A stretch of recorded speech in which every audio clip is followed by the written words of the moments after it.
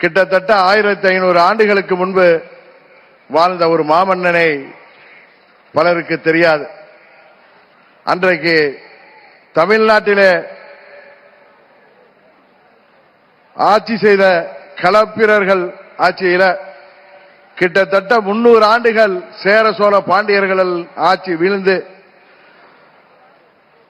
களப்பிரர்கள் எங்கிருந்தோ வந்தவர்கள், அவர்களை வரலாற்று நிபுணர்கள் பழங்குடியினர் என்கிறார்கள், கர்நாடகாவிலிருந்து வந்தவர்கள் என்கிறார்கள். 300 ஆண்டுகள் இங்கே போர் தர்மத்தை விட்டுவிட்டு அவர்கள் கொரில்லா போர் தாக்குதலிலே இங்கே உள்ள ஆட்சியாளர்களை வீழ்த்தி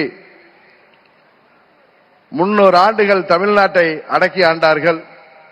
அந்த காலம் இருண்ட காலம் என்று வரலாற்றிலே சொல்லப்படுகிறது. அந்த இருண்ட காலத்தை, அந்த களப்பிரர்களை முறியடித்து மதுரை தேசத்தை மீட்டெடுத்த ஒரு மாபெரும் வீரர் கடுங்கோன் பாண்டியன். அந்த கடுங்கோன் பாண்டியனாக நமது பாரத பிரதமர் அவர்கள் இங்கே நம்மோடு அமர்ந்திருக்கின்றார். அன்றைக்கு கடுங்கோன் பாண்டியன் அவர்களுக்கு பல்வேறு தளபதிகளும் போர் வீரர்களும் அவரோடு சேர்ந்து போரிட்டு மதுரை மீட்டார்கள். அதுபோல இன்றைக்கு தமிழ்நாட்டிலே ஒரு இருண்ட ஆட்சியை, ஒரு மக்கள் விரும்பாத ஆட்சியை, எங்கும் கொலை, எங்கும் ஊழல், எதிலும் ஊழல் என்று தமிழ்நாட்டிலே சட்டம் ஒழுங்கு இருக்கிறதா என்று அனைவரும் பயந்து கொண்டிருக்கின்ற ஒரு ஆட்சியை, கொலை கொள்ளை, 2 வயது பெண் குழந்தையிலிருந்து வயது முதிர்ந்த மூதாட்டி வரை இன்றைக்கு பாதுகாப்பு இல்லாத ஒரு ஆட்சியை, எங்கும் போதை, பட்டி தொட்டி எல்லாம் போதை என்று மாணவர்களும் இளைஞர்களும் பாதிக்கப்பட்டிருக்கின்ற ஒரு ஆட்சியில ஊழலை தவிர வேற ஒன்றும் இல்லை என்று இங்கே மக்கள் வருந்துகின்ற ஒரு ஆட்சியில, இன்னும் சொல்ல போனால் அனைத்து நிலை மனிதர்களும், அனைத்து நிலை மக்களும், விவசாயிகள் முதற்கொண்டு அனைத்து நிலை மக்களும் தெருவிற்கு வந்து போராடுகின்ற, தேர்தல் வாக்குறுதிகளை எல்லாம் நிறைவேற்றாத இந்த இருண்ட திமுக ஆட்சியை வீழ்த்துவதற்கு மாண்புமிகு பிரதமர் அவர்களுக்கு உறுதுணையாக நமது அனைத்து இந்திய அண்ணா திராவிட முன்னேற்ற கழகத்தின் பொதுச் செயலாளரும் எதிர்க்கட்சி தலைவருமாகிய மாண்புமிகு அண்ணன் இபிஎஸ் அவர்களும்,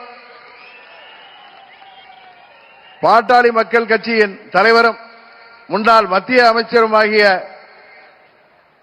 திரு அன்புமணி ராமதாஸ் அவர்களும், தமிழ் மாநில காங்கிரஸ் கட்சியின் தலைவர் அன்பு சகோதரர் ஜி.கே. வாசன் போன்றவர்களும் இங்கே அவருக்கு கரம் கோர்த்து இந்த மக்கள் விரோத திமுக ஆட்சியை வீழ்த்துவதற்காக 1500 ஆண்டுகளுக்கு முன்பு மீண்டும் இங்கே சரித்திரம் திரும்பி இருக்கிறது என்பதை இந்த நேரத்திலே நிறைவு கூற கடமைப்பட்டிருக்கின்றேன்.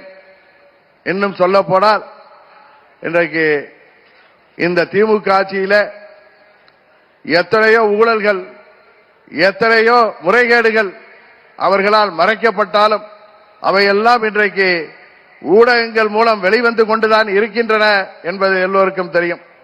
ஏழை எளிய மக்களை எப்படியாவது விலை கொடுத்து வாங்கிவிடலாம், எப்படியாவது மீண்டும் திமுக ஆட்சியை அமைத்து அந்த குடும்பத்தின் வாரிசாகிய உதயநிதி ஸ்டாலினுக்கு முடிசூட்டி விடலாம் என்று தமிழ்நாட்டு முதல்வர் அவர்கள் கங்கணம் கட்டிக் கொண்டிருக்கின்றார்.